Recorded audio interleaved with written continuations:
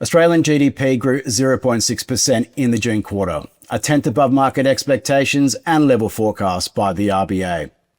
Growth over the year rose by 1.8%, up from 1.4% in the March quarter.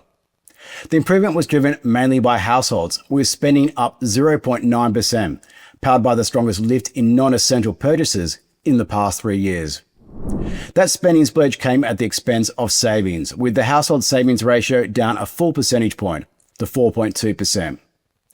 That suggests that households may be more comfortable now dipping into their income buffers.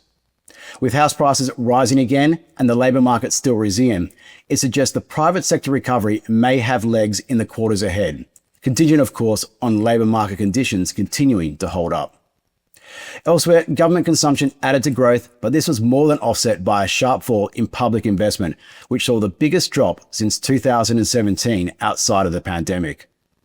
Business investment was flat, while net exports added to growth thanks to stronger iron ore and LNG shipments following weather disruptions earlier in the year.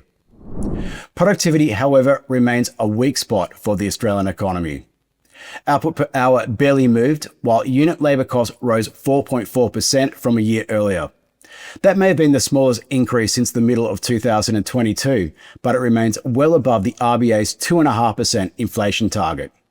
The combination of weak productivity and rising unit labour costs suggests that underlying inflationary pressures are likely to persist, limiting the scope for rapid disinflation even as growth remains sluggish.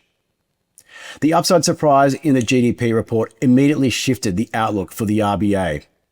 Last month, when the bank cut the cash rate to 3.6%, it highlighted uncertainty around consumption, noting that household spending might be slower than expected and that weaker demand could weigh on growth and labour market conditions. Of course, today's stronger than expected outcome, combined with households saving less, challenges that caution, suggesting it may have less reason to cut aggressively, keeping policy closer to the current level for longer.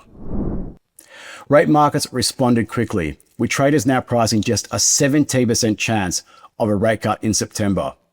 By November, a 25-point move is still expected, although that had been considered a lock just last week. The bigger moves came further out the Australian curve, with 3-year bond futures plunging to the lowest level since May, reflecting the likelihood of a shallower rate-cutting cycle and technical factors. Australian equity markets also felt the strain, with SPI futures posting their largest one-day loss since the Liberation Day rout in early April, breaching the 200-day moving average in the process. Australian banks, which are priced like tech stocks despite very little growth, were hammered not only by the shift in domestic rate expectations, but also the global long bond rout.